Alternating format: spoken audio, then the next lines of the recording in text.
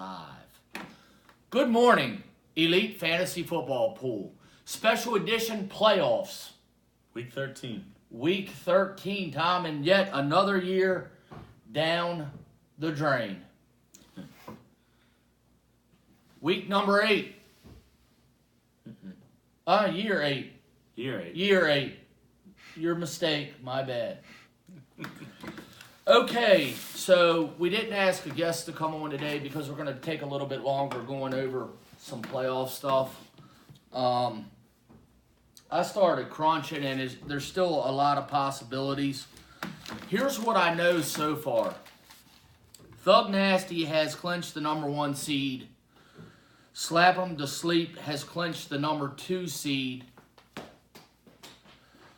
If it ended today, Foreskins would have the 3 seed because he's got head-to-head over Prime, which means Prime would have the number 4 seed. Just a little bit more information of teams that still have some hopes. Bulldogs, and here's a little bit of scenario with the Bulldogs. He's lost to Prime Time, but he's won both to Funny Guy, and he's split with Foreskins, but has a better division record.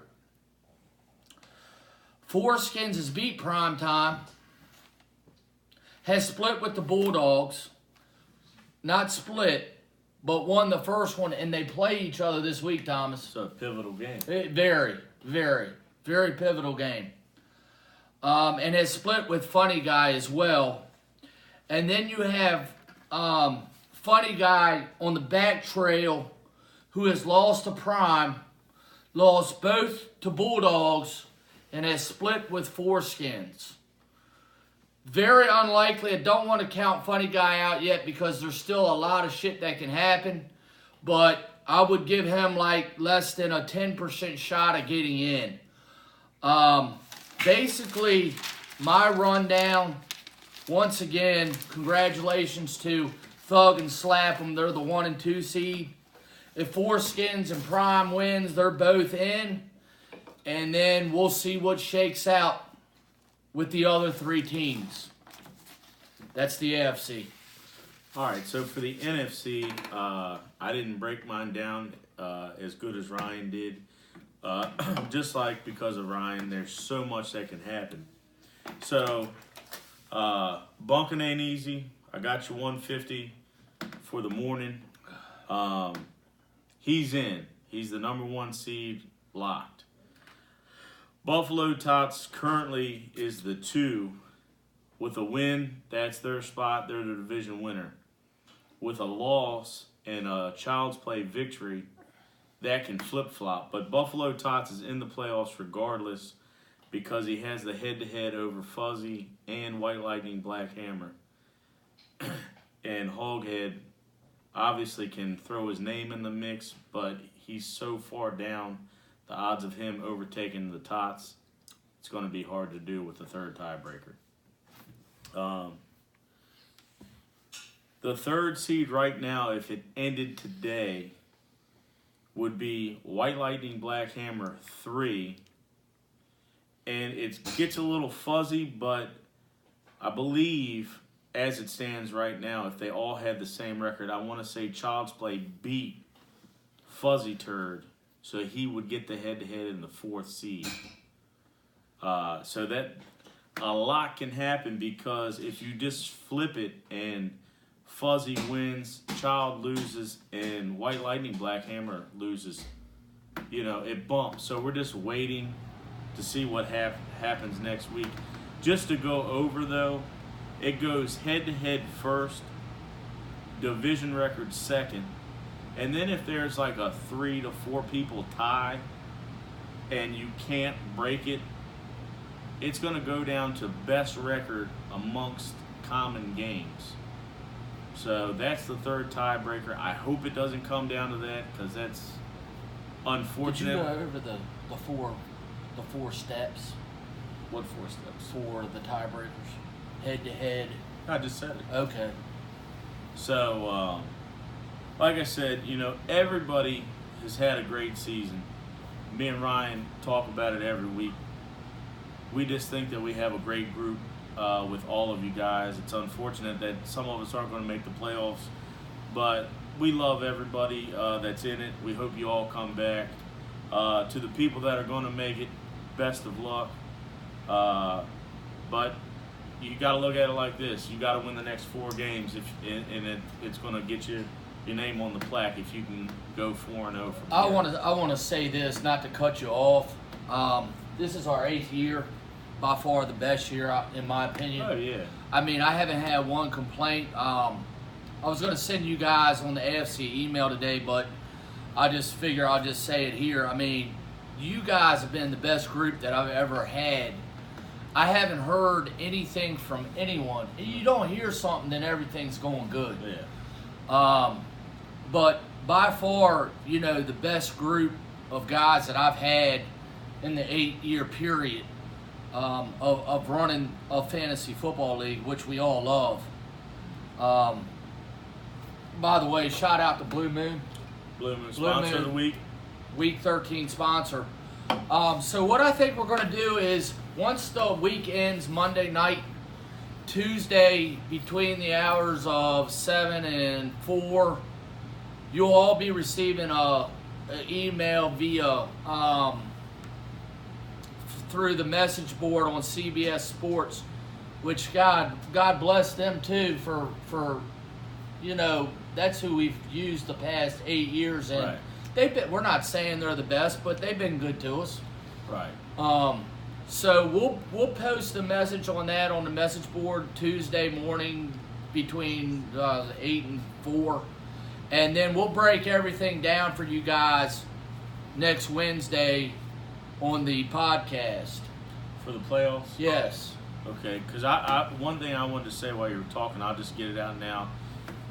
We used to do the 2.5 as an advantage because we didn't want to tie in the first round, and as a bonus for being first and second.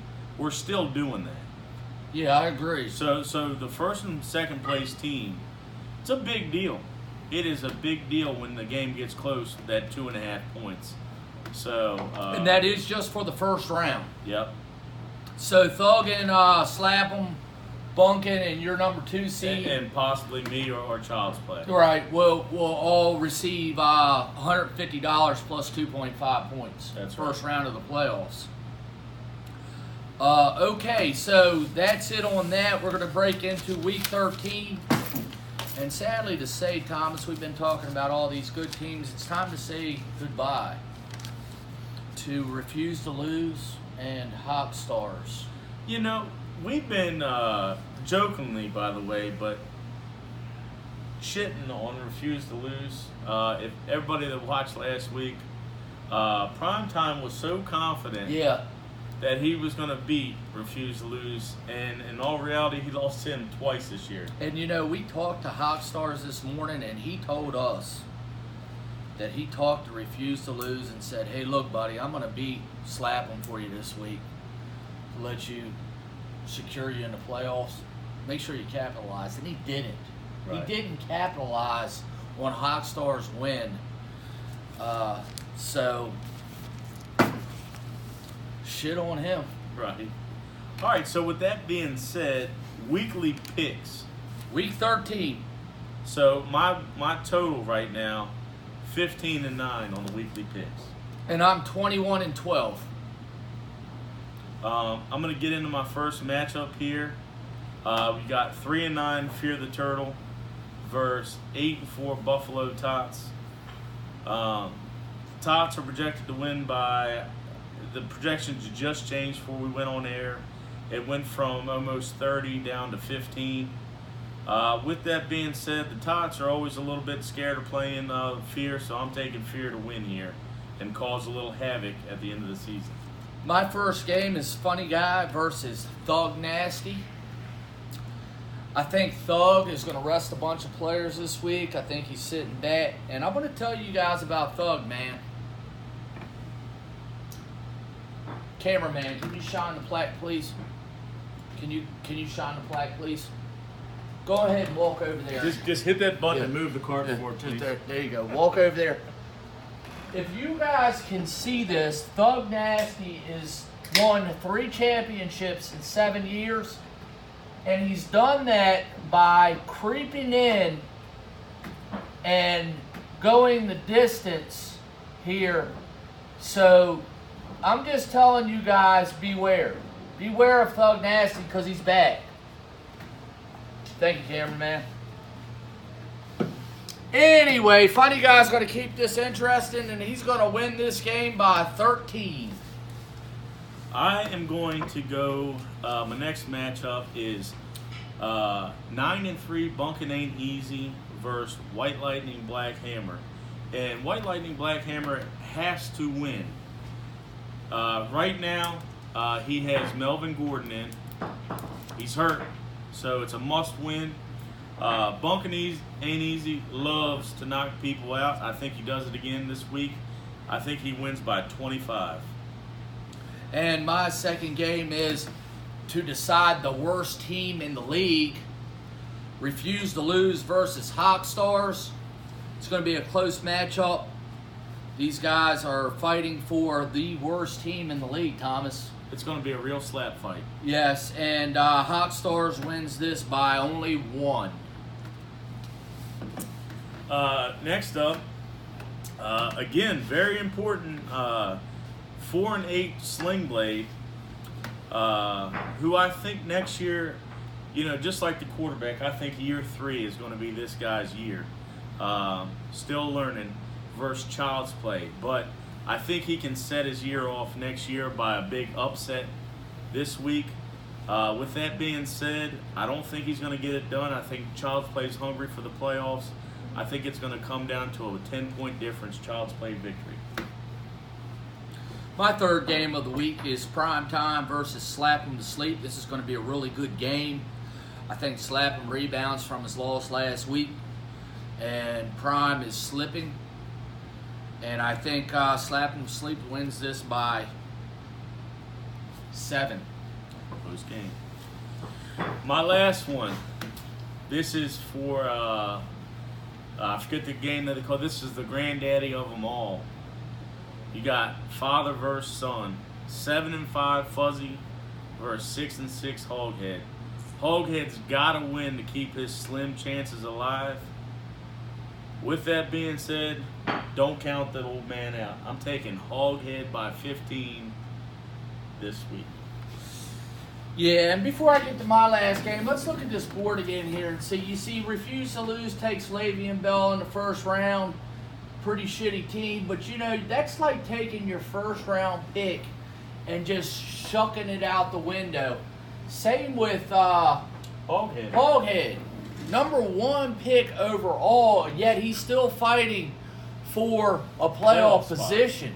That's big for those two teams to have lost that guy the entire season. It's like, you're actually waiting 16 picks before you take your number 1 guy.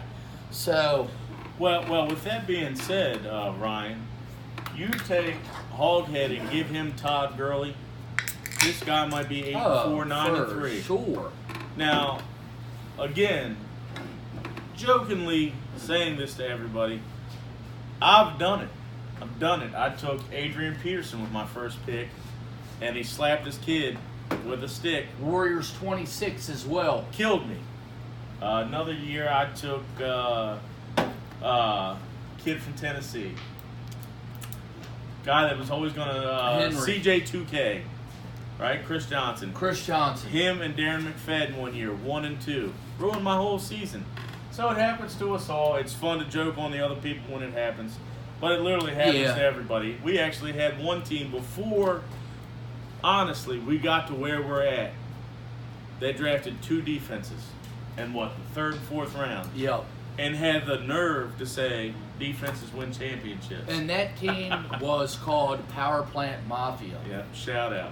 Shout out Power Plant Mafia. Thanks Blue for leaving. My last game is going to determine everything. Bulldogs versus Foreskins, the returning champions, Bulldogs. And Foreskins is a team that hasn't really done shit until this year. I've been on the foreskin bandwagon. I've wanted to see the two guys do good. Just because their first year was terrible. They made the worst trade in the league last year.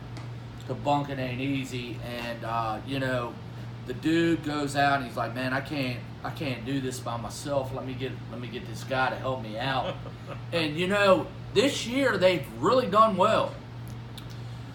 And I think that all returning champions have a bad year the year after they win the Super Bowl, according to statistics. So I'm going to say Foreskins wins this, and I'm going to say wins it by not a little, but 18. And just to piggyback off that, Foreskins, I think they have the most this year. They won high score 3 times. Yes, they did. And I talked to him on the way here this morning to the podcast, and he informed me that they won high score last week with no tight end. I did not know that. That is correct because they had used no. Yeah. They No tight did. end. Yeah, I saw that. So Did he mention why? Because he does still have. he told me, so they wanted to risk it and not pick up a tight end, hoping that they would win because they need another quarterback. So they were saving that pick for a quarterback because Ryan Fitzpatrick is now on the bench. And I want to say this. I remember a team doing that last year. Buffalo Tots. Me? Yeah, you wouldn't have no game without somebody. I might have. It I know was I the screwed week- myself one year. It was the week that y'all went to that game. No, I picked him up. Oh, I thought you didn't. No, but I went last year. My And mistake. My mistake. I picked up the kicker from Jacksonville while we were there. Either Jacksonville or San Diego. I It was watched the my kicker. But not a tight end. That's ballsy. Yeah, tight end. And he saved it, so it worked out for him, and the dude got a high score out of it, which is crazy to do. Yeah. I didn't think you picked anyone up.